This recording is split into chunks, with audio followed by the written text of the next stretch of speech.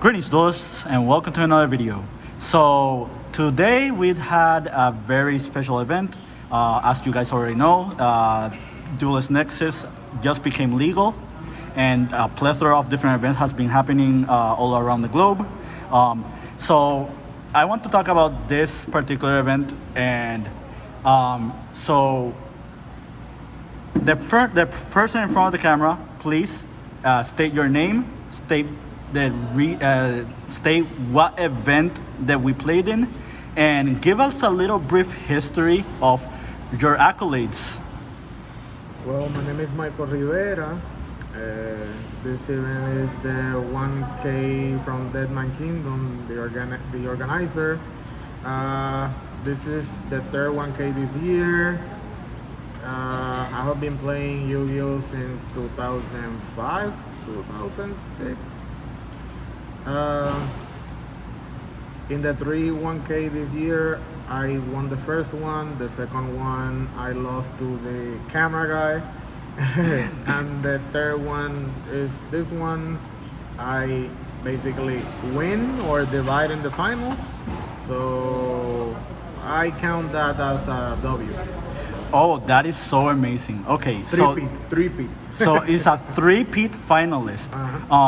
Also, if I'm not mistaken, you have a few other important titles. I have YCS Tops 2016, Las Vegas, 2017 Pittsburgh, Pennsylvania with Zodiac, and the 2016 was with Draco Pulse.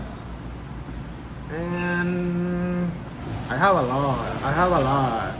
lot of winner cases, a lot of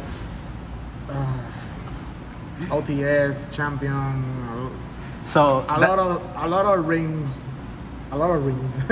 So we have a very, very decorative player that has been playing for a long time and has a lot of player knowledge.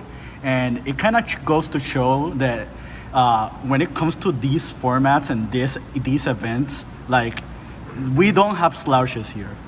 We have people that really know what they're doing. They really are very informative with their decks, and it kind of goes to show that player knowledge really rewards you in this game, no matter what format that we play in. That's true. Okay, so this is the third 1K that you have topped. What were the first two decks that you played? The first one was January 2023. I was playing the best deck, Tearlaman and Ishizu.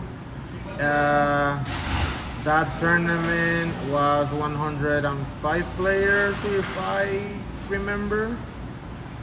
The second 1K I was playing Kashtira. That was in May after Sayak was released.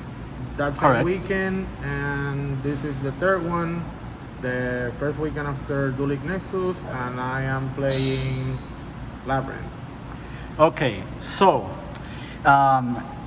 since Duelist Nexus just became legal, I want you to tell me what made you decide to play Labrynth. Okay. I think with the release of Duelist Nexus, the format doesn't change a lot because Kashtira is still in the format, and Shifter and Rise Hard. Those two cards doesn't let some other decks to shine. I still believe that Kashtira is the best deck right now, but I decided to play Labrynth this tournament because most of the players were unfamiliar with some of the cards, like the Unchained cards, like you will see in a few moments, and it was for me it was the best deck for this event, not for the format. For this event, it was the best deck. Oh, excellent. Okay, so what we're gonna do is we're gonna go through the deck profile, and we will talk about the card ratios, and then we can go more in depth on the ratios and what made you come to the conclusions with the design aspect of the deck. That's fine. Okay, perfect. So first, with the Labrynth, the best Labrynth of the deck is Ariana. I think I don't have to explain the effect because this is standard. Everybody should know this. I was playing the IKEA or the furniture package. These cards are like the heart and soul of the deck. These cards are broken.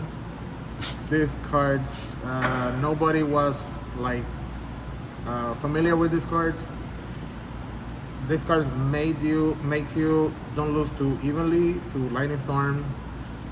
Those cards hurt, but you don't lose automatically with, against those cards. Okay. So the big ones, the lovely. This is the best big Labrynth. I only play 2 lady because the deck doesn't focus in setting traps with her from the deck. The deck focuses on setting traps or spells from the deck. Understood. For the hand traps, I play 3 Nibiru and 3 draw. I think draw is amazing in this format. Nibiru with Pearly is kind of meh, but I didn't have other hand traps, like another preference for other hand traps. Also, I like the interactions when I do Nibiru and I chain any Labrynth furniture. And when this resolves, I will pitch the Nibiru and I will clear the whole board, and then I set a trap. So I won't give the token to my opponent unless it's Kashtira. So I like that interaction. So before we continue, I do have to ask, did you resolve Nibiru a lot this weekend? Did it work out for you? Or did we had a contingency issue with whatever strategies that you faced at this particular event? I played Manadium, I resolved Nibiru against Manadium, and I play Kashtira, I resolved Nibiru against Kashtira, and I also played, Vanquish. Also did Nibiru to Vanquish. That's super random, but I did it. And 3 out of 7 rounds I used Nibiru. Okay, so In the matchup that it wasn't helpful, I just pitched it with the matchup. okay, so would you say that after this event, do you think Nibiru would be like a more prevalent hand trap to like play against or like take into consideration when it comes to deck design? Okay, right now, because of Kashtira, I think that because of Kashtira and Purely, just Nibiru doesn't have to be played. So I would prefer like Ash, but this was my selection for this event because I know that in Puerto Rico there's a lot of rogues. Okay, so you also mentioned how great Droll was for you. No, draw is the best hand shot. It's format after shifter. Okay, so because not since I made a video like a while ago and I brought up how Droll was going to be like the most important hand trap because of this versatility versus many different decks, but at the same time it's a contingency plan versus like Manadium or like very heavy combo decks because those decks are very powerful in the format and kind of warrants people to play hand traps. So did you face enough decks this weekend that made you think that Droll was like pivotal against all of them, or did you find yourself against a particular matchup where the Droll was not as effective? I faced decks like Rescue Race that draw was not like super effective, but I just pitched it with the furniture. I wanted high impact hand traps. Like if I use a hand trap, it's not to trade 1 for 1. It's just to trade a lot for one or stop the turn. Perfect. So the other package I played was the Unchained package. These two, this one is new, this is old. A lot of people doesn't know what these cards do. You basically gonna search this card with a card in the extra deck. You will see in a few moments. And when this card just pop a set card that you have, it could be a monster or spell or trap, and it special summons. And when it goes to the grave, it can be from the hand or field or deck. It doesn't matter. When it's sent to the graveyard, you can set one trap card from your one chain trap card from your deck. So this was the card that I was setting, and this is like an Icarus attack. You destroy one chain and then pop a card on your opponent's field. Okay, so as you are familiar, Unchained just received that new card, and it also has like other new cards that will show later. My question for you is, how did you came to the conclusion of just playing 1 and 1? Why no extra copies of Chavara, and why no other like Unchained monsters? It's because this monster is like the best one that fit with what the deck wanted to do, and since Labrynth doesn't need the extra deck, it was super like very good just searching cards from your deck with your extra deck, so you can interrupt your opponent in their turn, but also clear their board in your turn. So these cards can make basically OTK. Okay, excellent. So now for the spells, I played 3 extravagance. I wanted more cards in my hand because of the furniture, so I need to have more gas. The Labrynth field spell, it can be set also with the furniture. It's super good. It clears like the board. If you set up this card and one welcome, you're basically gonna win if you resolve it once. And I play Colby because I don't want it to get Shifter, and I don't want it to get Ash or Bell to my Be Welcome Labrynth. So, did you resolve Callby during this weekend? Yeah, I resolved it 3 times, and if I didn't have this card at that specific moment, I would lose. So this card made me win those 3 times that I activated. Okay, so would you say moving forward, Call by the Grave would be like a card people should be considering as a utility card in their main decks In or their side main decks? deck, if they play the furniture package, if they don't play the furniture package, you don't have to play this. Understood. It's like you want to have this card because you can activate cards in your first turn. Actually, if you win the dice roll or you go first and you have like a decent hand, normal Ariana, search Ku Clock, activate Ku Clock, set a Big Welcome or a Welcome, and you can activate that turn. So you want to have this card for that specific play because they're gonna go Ash, you chain obviously, bring Lady, bounce Ariana, then pop another card from your opponent's hand, then set back the Big Welcome with the Lady. So they're gonna start with 4 cards, and you're gonna have like a lot of gas. So there's no way that you can lose that game. Understood. Excellent. And then for the traps, I played the best card in the deck. 3 big welcome, 2 welcome, self-planetary, floodgate, 2 skill drain, and 1 ghost. I only played 1 because I didn't want to play 3 skill drain. And it was good for Kashtira. For Purely, it was decent. So they have to bring the black one first, because if they bring the light one, they don't have too much to do. Was the Ghost and Mash ever effective against a matchup that's not Purely? I played against Manadium and it was good. I played against... What else I played? Against Vanquish. and it was good also. So those two decks I played and it was good. I draw it because it's a one also. So I would draw it against Kashtira and obviously very good.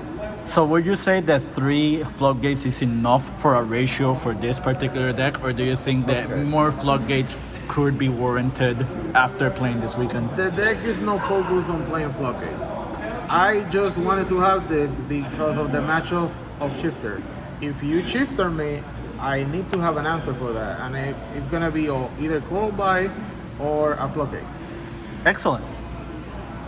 So then to imperm this ratio, I was playing 3 when I came to the tournament, but I decided to cut 1 to play the call buy.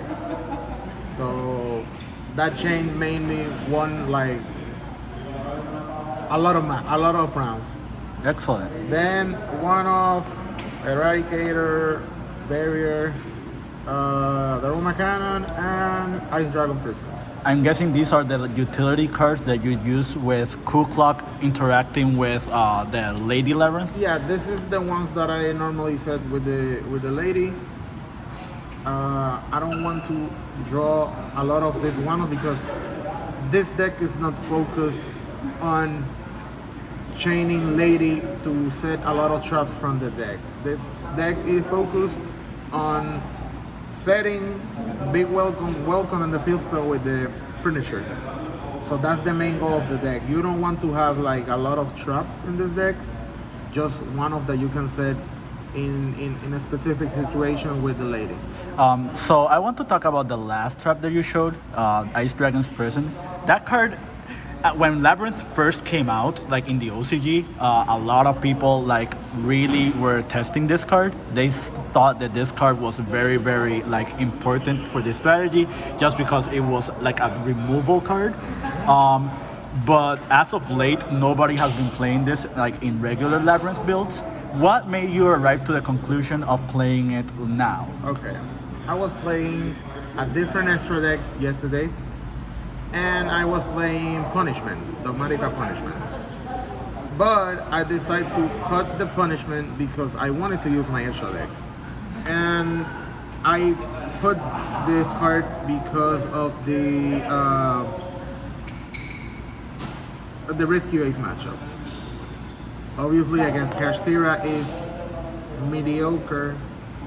Against the Rescue Ace, I didn't have like a lot of stuff going on in my main deck, so I need to have one card that I knew that it was gonna shut off the deck. So I was doing this to the Preventer, and they will not special summon from the Banish, and to the big one, to the Turbulence, I think is its name. Yeah, So, Turbulence. This card, and the top 4 I played against Rescue Ace, and this card basically made me win the game. Okay, so would you say that the card overperformed for you, and would you still keep it in your main deck? The card overperformed because nobody was expecting this card at that specific moment, and against Rescue Ace it won me the match, and against the Vanquish Soul won me the match also because he had in the graveyard like the 3000, the dinosaur I think is. Yeah, Caesar Valius, the dragon. The dragon, yeah. I revived that one, and he has another one on the field, and that's the boss monster. I removed both, and it was game. Awesome. So now I will go to the extra deck, How much is the main deck count? 40. 40.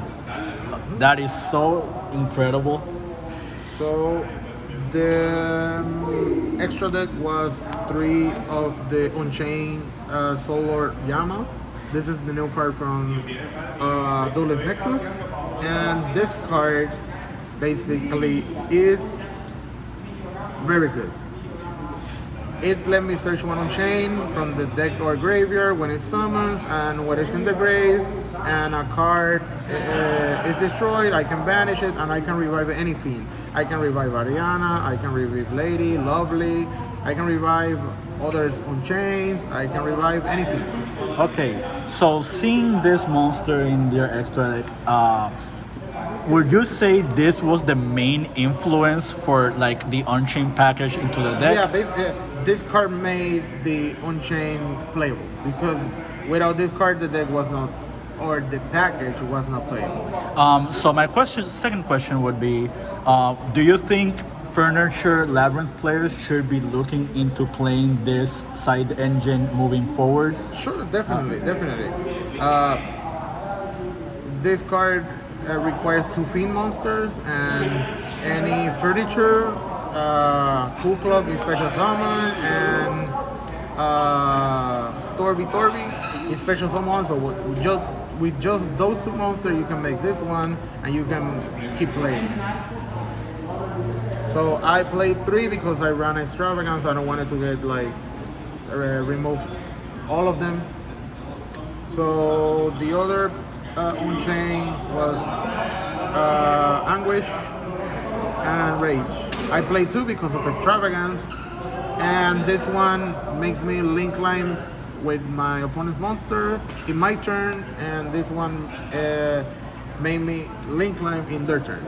And when they are destroyed, they recover 1 thing from the graveyard to my hand. Did that specific interaction did come up for you? Sure, because I destroy them with their trap, and then I recover 1. This card, when it is in the grave, I can banish it and bring it back. So this card is like 2 or 3 interactions. Okay, Interruptions. Sorry. I see. Then I play 1 Abomination. This is the half of the extra deck. Did extravagance throughout half of that extra deck for you? Did it ever fall into a situation where you needed the Unchained in rotation, but you couldn't because of extravagance? 3 times I banished these 2, and in that turn I couldn't OTK, but I could control the game. Okay. If I had at least 1 of this, I could OTK that turn. So Tumu Cracker, because all of the deck is Fiend,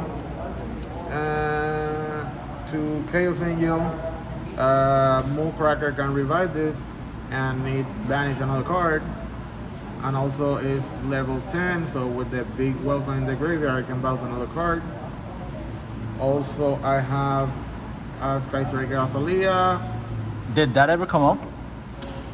Normally, if you end with this Unchained to link in their turn, you're gonna take that monster, and if it's a dark or light, you're gonna make a Azalea and you're gonna pop another card.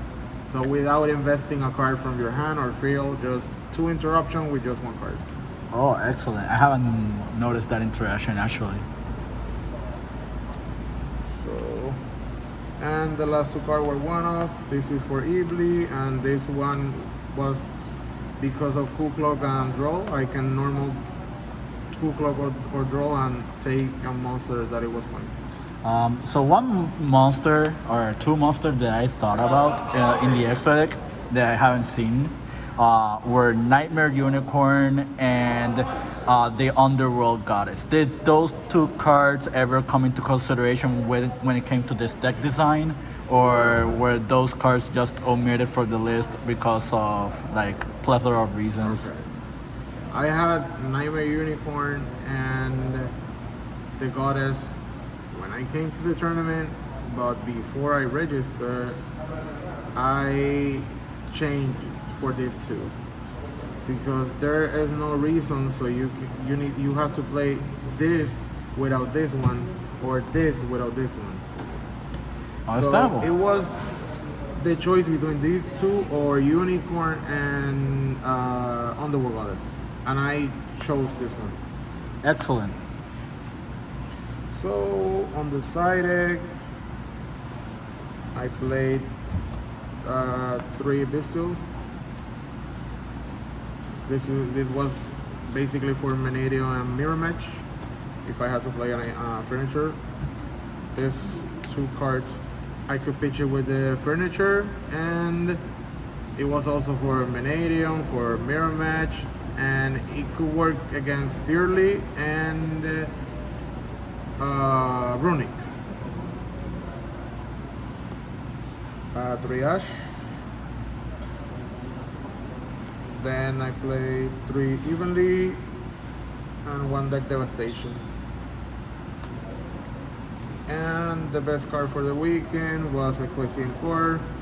You do this against a Rise Heart and you don't revive, he doesn't revive anything because all the materials are gonna be banished.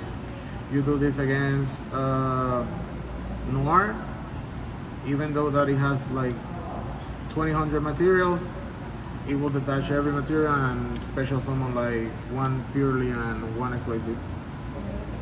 Excellent, excellent. So amazing deck, amazing profile. So would you make any changes to the deck, or is there anything that came into mind when you played at this event that made you think like other choices that could have maybe make a difference for the future? And would you think this deck is still a good choice? I know that you already brought up before that was good for this particular event, but do you think that moving forward would like aid Labrynth players moving forward, or this deck like is good for like the format in general since we just started dueling Nexus? It will be a good deck after the ban list, definitely. Obviously, in the next sets, it's gonna get support, so it will be better. We hope like big welcome stay at 3. And moving forward, I will play Kerster, but for specific events, I think I can bring this. Definitely, nobody was expecting this today. Nobody was familiar with the Unchained cards.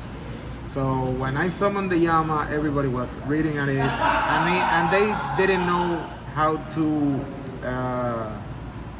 play because they didn't know what to stop, what to pop, what to negate. So basically, the Unchained was today's surprise factor. I will say it that way. Okay, so I guess one last question and we can wrap it up. Yep. Did you find this event like very helpful like for the next format? Do you think that do the Duelist Nexus actually will like do a change significant to the format prior to what we've seen beforehand? The Duelist Nexus has impacted the format already with the Purely card, because I think at this moment Purely is the most benefit one from the cards in Duelist Nexus. But I think after the ban list, that I hope that Konami either kill Shifter, kill a Rise Heart, because those 2 cards are the one that doesn't let other decks shine. I think that Duelist Nexus is gonna be Prosperity to 1. doesn't matter. I think Duelist Nexus is a good set. It will shine after the ban list, definitely. Thank you very much for your time. Thank you very much for this deck profile. Congratulations once again. A very fantastic event. Very amazing feat. 73 people, I think it was today. 73, yes. 73. And it was no slouches. I'm guessing like you had faced really good players. You faced against a plethora of different decks. Tough matches. You have to think a lot with this card, because once a monster is removed from the field with a trap card, you have like 3, 4, 6 chains. This looks like tier. Excellent, excellent. So thank you. Have a great rest of your weekend, everybody, and welcome to Duelist Nexus. See you.